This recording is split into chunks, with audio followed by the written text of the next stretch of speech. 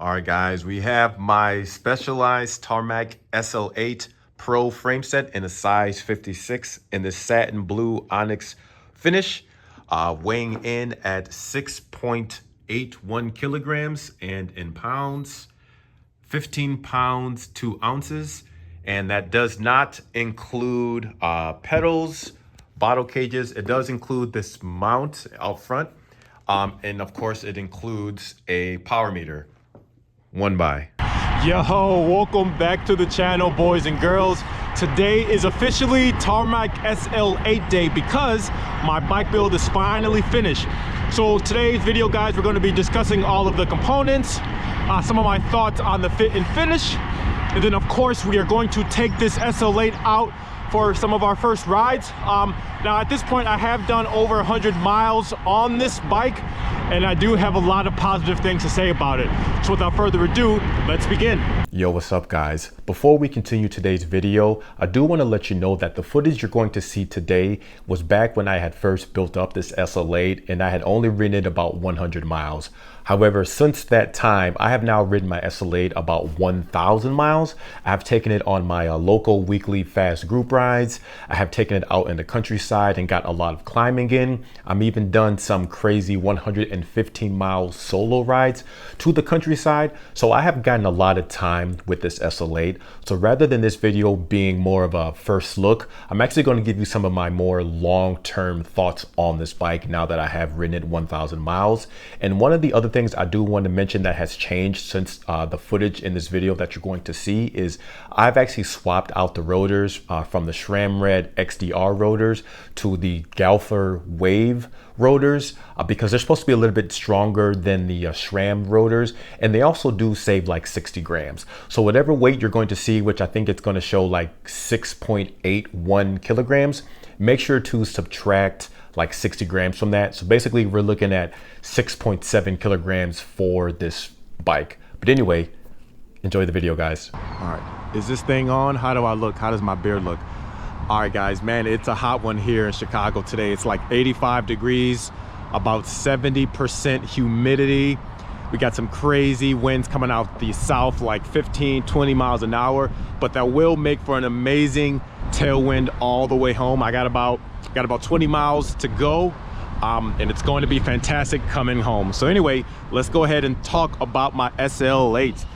Sheesh, that thing, look at this thing, guys. This thing looks really, really good. So let's go ahead and talk about some of the components on this thing because I know you guys are very curious to know about my setup.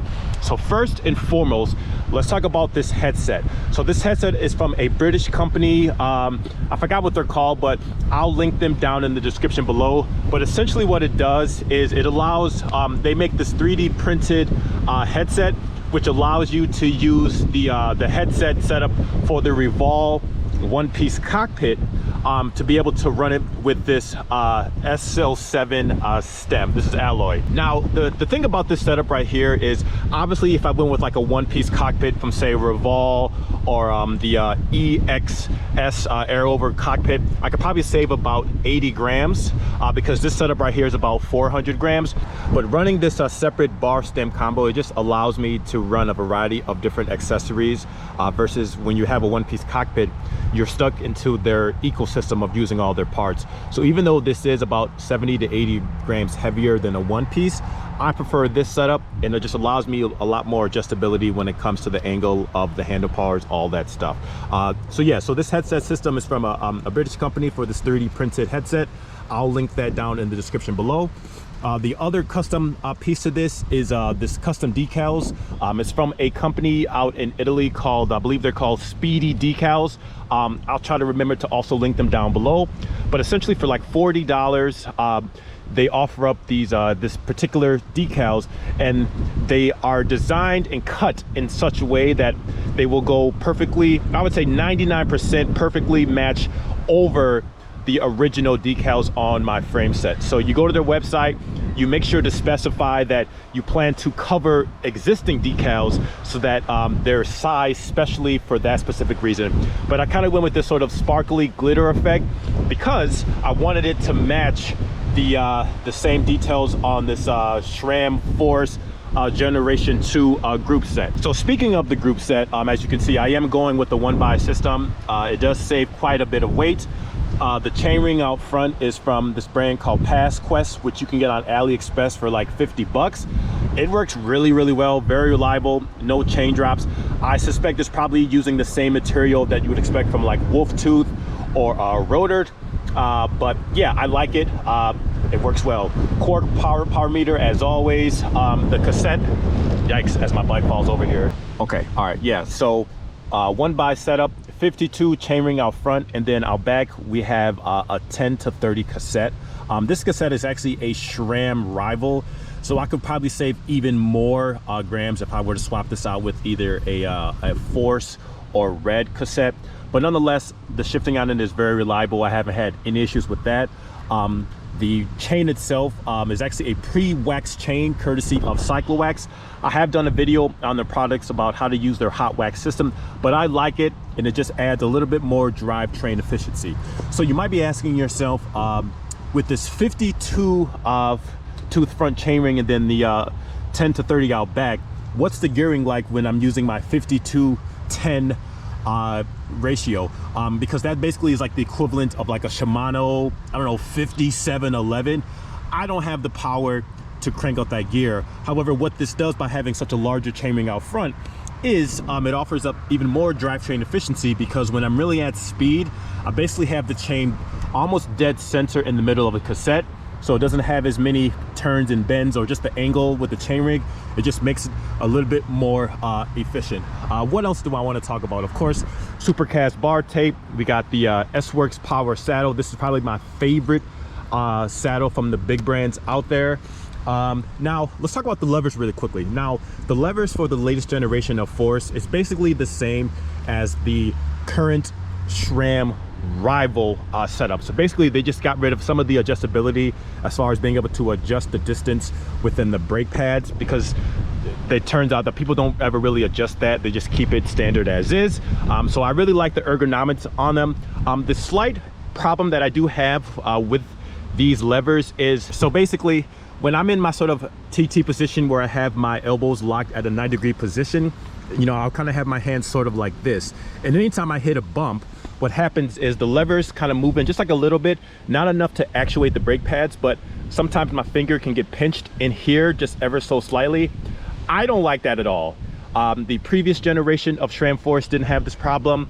The current generation of Shimano Di2 12-speed doesn't have this problem, but I don't like that. There's a little bit of wiggle where it'll pinch. Now, it could be because I have adjusted the levers inward closer, just because the reach is a little bit too long as standard, but I don't like that my fingers get pinched when I'm kind of in that position. Let's talk about these wheels. So these are within my top 3 favorite wheel sets of all time. These are the Craft Racing Works CS 5060. You got 60 out front, 50 in the front. You have like 24 or 25 internal, like 30, 32 external. In the rear you have 21 internal, and then like I think it's 28 or 30. But I have noticed that they have been a little bit more stable on this frame than some of the other frames that I have used these wheels in the past. So I have to do a lot more testing and riding to see if that actually holds true. It could be just, you know, maybe the days haven't been as windy, but I like the setup a lot. TPU inner tubes, of course, to save weight. In terms of my 3 favorite wheel sets of all time, in no particular order, it's going to be these Craft Racing Works 5060s, my Windspace / Loon Hyper D67, and then of course my Magine XR Ultra the 508. Those are like 58 in the rear, 50 in the front, but those are my 3 favorite wheels. But just look the way this looks, guys. One thing I did not talk about weight. At some point I'll probably put some B-roll footage in there, but as far as the weight on this thing, as you see it in a size 56 in this color, if you do it the industry standard way, where you don't include the pedals, the power meter, the cages, all the other crap, you're looking at 6.8 kilograms, which is insane. So for all in with the cages and all that stuff, you're looking about 7 kilograms, maybe 7.1, which is crazy all in for this bike. So this is the bike, guys. Of course, we got the SRAM Red rotors, 160 in the front, 140 in the back, but this is the bike as you see it. You can really see how they set up this frame as a whole with using the thinner seat stays and chain stays. like you would expect on the Athos, and then having more of the front be focused on the aerodynamics aspects, similar to like the Venge or the SL7.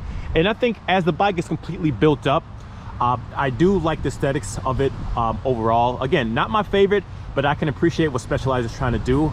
Now, compared of the setup with this to my Specialized LA Sprint, I have noticed that despite the fact of using the same bars, the same stem, same saddle and everything, the reach on here is slightly shorter than my LA Sprint. It might even be slightly taller. So it's not as aggressive, believe it or not, compared to how I had my Specialized LA Sprint set up, but it does make it for a little bit more comfortable, longer riding experience because I'm not as stretched out, even though that's what I prefer.